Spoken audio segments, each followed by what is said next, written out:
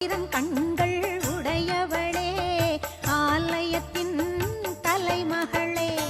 கடை கண்ணாலே பார்த்தருள்வாய் காலம் எல்லாம் காத்தருள்வாய் கடை கண்ணாலே பார்த்தருள்வாய் காலம் எல்லாம் காத்தருள்வாய் தாயே கருமாரி எங்கள் தாயே கருமாரி